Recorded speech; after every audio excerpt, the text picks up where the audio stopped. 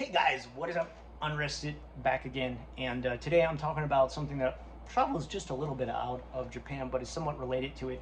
You might not know, or you might know, depending on how long you've watched my videos, that I have some Japanese friends who either were Japanese themselves or came to Japan to teach English, like I did, who went over to China when there was a big boom as far as all the hubbub was concerned with how financially well they were doing at the time. About 5 or 10 years ago. It, China was doing really good up until about 2020. And they could literally go over there and earn almost as much as a doctor could. And when I say a doctor, I mean like a doctor in China, not a doctor in like America. But they could almost earn as much as a doctor did in China as far as what they would get paid to be an English teacher. And even better, for some of them, they could go over there and teach at an international school whatever they had studied in their home country. So like if they had been a history major, if they had been an English major, they could go over there and teach that. And I'm not just saying like go over there and teach like flashcards like we do here in Japan, where it's kind of like edutainment. I mean, they could go over there and like teach the actual aspects of English language that helped people actually speak English. Imagine that one. Or they could go teach history or science. I had two friends who went over there, one who taught history and one who taught science. And they loved it because they finally got to use their degrees to teach something they're very interested in. It'd be like if I got to teach art here in Japan, which I don't. I still get to teach English. That's it. I'm not a certified art teacher here in Japan. So I can totally understand why they went over there, and the money was definitely good enough that it made sense to go over there. I can't blame them for that. What I will say is recently a lot of them have started to contact me, and the reason they've started to contact me is they're asking if there's any more jobs. If there's any new jobs opening here in Japan. If you don't know, Japan just reopened as far as tourism is concerned. You don't need all these different passes that I talked about in my last video, or you don't need to be part of a tour guide group that restricts you to only certain places. Just, I want to say the end of last month, they reopened so that you can travel here with, just your simple tourist visa, or just even come over here for a short time. I don't know if you still need a tourist visa. I think you can just buy tickets to come over here and enjoy yourselves. I think you just need to have the passport is what I'm trying to say. But anyway, everything's opened up again, and that's why they're asking me. They're like, Scott, you got any leads? Is there anything you know about? And so I started to ask back. I started to be like, what? You're like the fifth person to contact me this week. What's going on, man? Is everything okay? And these are some of the things I'm starting to hear about why so many people want to get out of China right now. It's a lot. I don't know if I'm going to remember every single thing I was told, but yikes. I am a bit scared for some of my friends living there right now. So for number one, this whole zero COVID lockdown thing in China is not working out so well. A lot of the people who I know, some of them got trapped either in their home country, or they got trapped coming back to Japan for a short time during like Christmas months, and this was during 2020, and they couldn't get back to China for a while, so they lost their job, which, I mean, that's a really rough situation. That's totally not their fault. That's the restrictions of COVID's fault. They lost their job. They had to come back and find a new job. All their stuff was still in China, so it's not like they could just be like, well, I guess I'll stay here in my home country and lose everything and all my money and everything I ever bought there. They want to get some stuff back. So they'd go back there, they'd try to find another English teaching job. And there had also recently been a kind of giant cutoff of the amount of studying Chinese kids need to do now. If you don't know, in the past, China was almost exactly the same, if not worse, than Japan as far as things like after school, cram school, juku as they call it here in Japan, was concerned in China. And China has completely cut that off. They said, look, this is taking up too much of our kids' time, which I completely agree with. Our kids are having to study like little robots. They're not enjoying a childhood. It's getting too stressful for them, and they're gonna work, 6 days a week, 9 hours a day when they get to be adults. Why do they have to do that now as kids? I completely agree with that. I think here in Japan too, they could use a little bit of that advice. I'm not sure why kids have to work so hard in school and stuff here. It's kind of scary to watch sometimes. I don't know how my kids endure it. They go through all the hardcore juku and everything. I don't know. They seem to love it, so good for them. We're not forcing them. We've told them they can get out anytime, but somehow they do it. Anyway, they got rid of that stuff. That stuff's cut off. So a lot of your extracurricular activities are things like learning English. Like here, I've got my school that I'm in right now.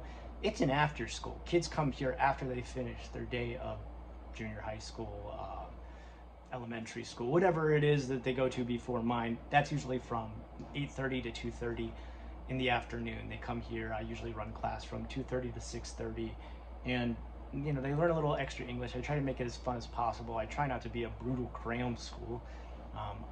I just try to do fun things with English is what I usually do.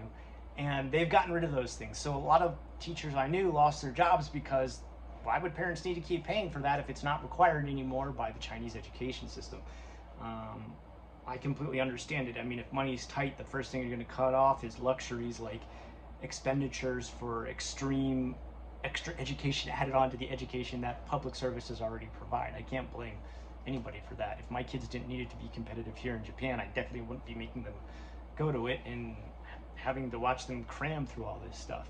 So that lost a lot of people jobs. On top of it, this zero COVID lockdown thing, like I was speaking about earlier, has lost a lot of people jobs because apparently, and I don't know if this is the same for every single ward, district, prefecture, city. I don't know how wide spanning and what exactly residential measurements are in China.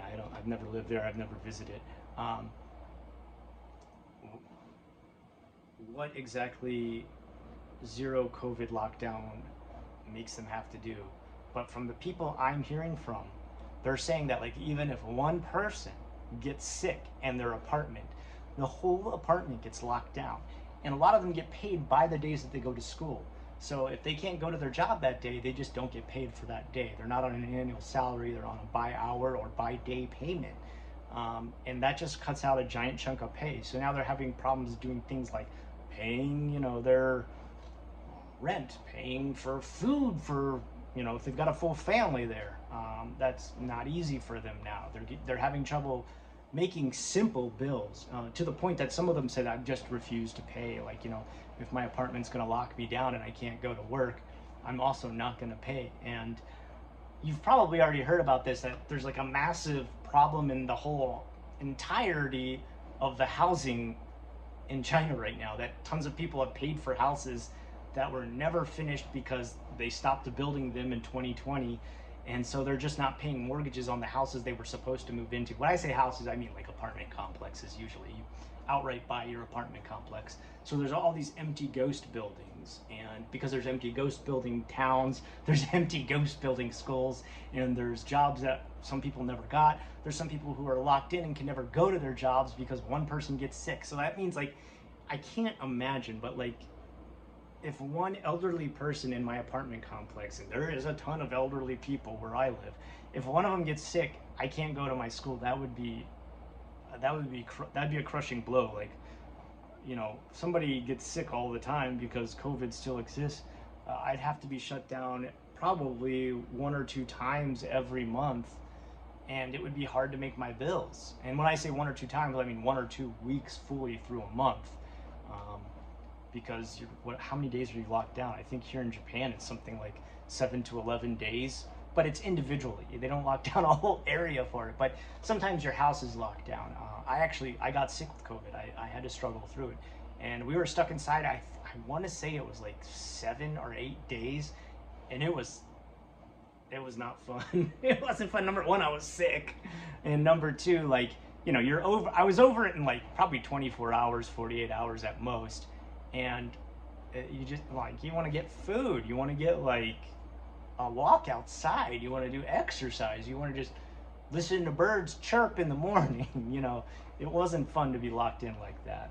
So I can't imagine you have to get locked inside every single time one person in your apartment complex is getting any kind of, I guess, positive PCR test. That would be brutal. I mean, I don't know how you would stabilize your life that way. I've even had some friends who told me like they live in very small cities that whole cities have been locked down because one person at a store, like for example, a small fruit stand in one of the places that one of my friends lives, the lady who runs it got COVID. So they locked down the whole thing because they were like, well, everybody here in this town buys from her fruit stand. There's a very good chance all of you have it. He said like nobody in his apartment complex even had COVID, but the whole city got shut down. So even the school he was supposed to go to wasn't open for him to get money and get paid. So he was like stuck trying to figure out online teaching to do, like overseas jobs that he could do by computer. I don't envy his situation.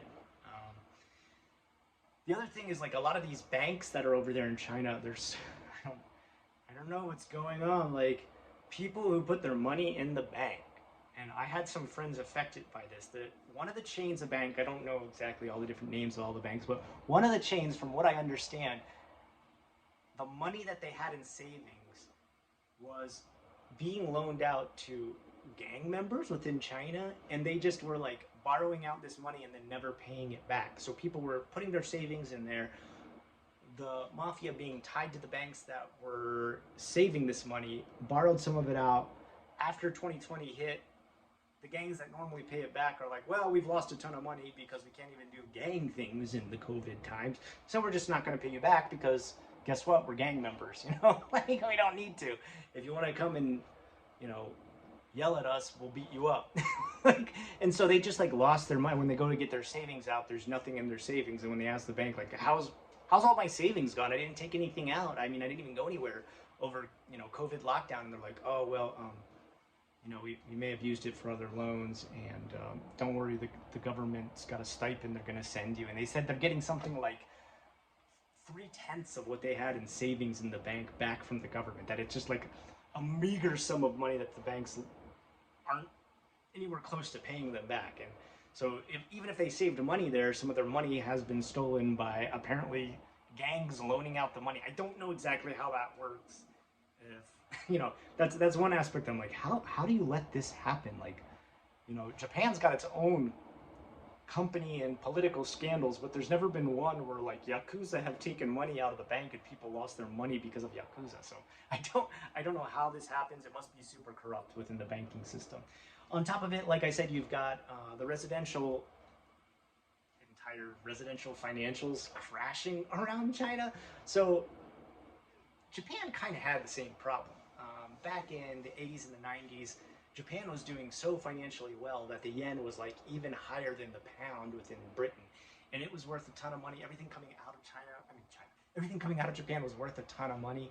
And housing was doing amazing.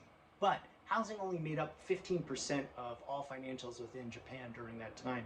Apparently in China, it makes up 30%. So when the housing market crashed in Japan, oh yeah, things went really bad. I mean, tons of people lost their jobs.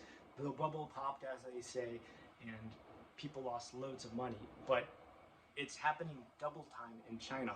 On top of it, they're also having the same sort of elderly care problem that we're having in Japan, but it's 10 times worse because they had a restriction on how many kids they could have. So if you don't already know, I've talked about this millions of times. The next generation is not working enough jobs. The next generation is way smaller than the generation that is the silver generation now. And so there's not enough people paying Social Security. So the government is having to put out all this extra money to do all kinds of Social Security money and things like that for the elderly. And they're kind of falling into debt because of this. Because like I said, not as many people are having kids. Apparently it's so bad that the population here is going to cut in half by 2050. In China, they had the one kid rule for so long, and that's lifted now. I think you can actually have 2 kids there, maybe even more in some areas, but they have like 1 kid for every like 10 old people, as compared to Japan where it's like 1 to every 2 old people. So you're having 1 old person who's having to have their supplement income come from the government, while a person working and paying income tax is paying the other person. But in China, that's 10 times worse. So only 1 person out of those 10 people is having their Social Security paid for by a working body, and the rest is going to have to come out of the CCP. And that's just not balancing out. The other big thing I found out about is that because of this zero COVID lockdown thing, I kept wondering, like, why would you want to keep doing this to your city? Like, lock it down for even small cases. Well, apparently this is how the government is making money now. because they can't scrape a lot of money out of businesses and stuff like that from tax or whatever it is, because a lot of the businesses aren't open anymore, or a lot of businesses went under during COVID. They're apparently charging the cities, or charging the apartment complexes, or charging the areas or wards or districts to do lockdowns. So you always see these videos of men in white suits, you know, the gas mask, the spraying, the trucks coming in, hauling off people who have COVID. That's not free. That's not a service provided by the government for free. What they do is they charge the local area to do that. So that's how CCP members are making their cash within their area. They're just saying, oh, one person, well, we better lock down everything. And that's going to cost you about, oh, I don't know, like $1 million. Because, you know, a couple days, pretty expensive. Had to pay all these laborers who took care of you guys. No need to thank us, just pay us. So apparently, like, that's a big scam that's being run in China right now. So there is a lot going on, and that's why a lot of my friends recently are calling me and asking me, you got any leads? You got anything going on in Japan that I can? So I'm trying to do my best. I've hooked 2 people up with 2 jobs here that can come over a little bit later. I don't know. Do I have any viewers from China? If you are, I would love to hear what your situation is. Although I know some of the people there, even the people who are talking to me, are like, hold on, let me go to another room. Okay, hey, Scott, listen, this is my situation. Whoa, what do you whisper? They're like, I don't want anybody to hear. I can't really, be that loud about my complaints with the CCP, which, God, that must suck. You can't speak badly of the country that you're in ever. I could never live in a country like that. I mean, that's one freedom that Japan and America share, is that when we have complaints, we can just state them here on YouTube. But it's a beautiful thing. I can't imagine. You got to have some way that you can vent, and at least me spilling my complaints on YouTube is sort of cathartic afterwards. I can be like, well, I got that out of my system. Anybody asking me about that, they've heard my complaints. I don't need to keep complaining about it. But in China, you could end up in jail for doing that. That's just, whew, that's crazy. Like, I'll never visit there because I even have these videos. Like, I've heard I should never visit there because I'm even putting these videos out there that they'll check everything on your phone. Like, they'll check your ID. They'll do, like, okay. And if you have anything negative, like, you have a possibility of being held back. Like, I've had friends who've talked poorly about the CCP. And I've seen this even with other YouTubers like Serpensa, Lao Wai. They've all left China. Like, they were my favorite Chinese-based vloggers who I learned a lot about China from. They've left. They're gone. They're not in there anymore, and they're just kind of talking about how badly things are falling apart. In fact, some of them are even reporting that hardcore, like, patriotic CCP supporters are now messaging them and emailing them, asking them if they have any jobs for them in their home country so that they can get out of China, even after they spent years harassing them for talking poorly about the CCP. So it does not seem like a very, very stable situation. I worry for my friends who are there. I hope they're safe. I hope they're able to work and get enough money to pay for things. And I will continue to try and do my best to find jobs for them and hopefully get a few more over here so they can escape the iron fist of Winnie the Pooh. That's just kind of an update on how things are going in my life right now. Otherwise, things are pretty calm. We're in the roll of October with our Halloween stuff up, and I'll get you updated with some pretty good scary stories coming up. I'm kind of gathering a longer reel because I want to do at least 1 or 2 kind of mega compilations of scary stories for October to really get into that horror telling spirit. Until next time, I've been Unrested. I hope you have a great rest of the day.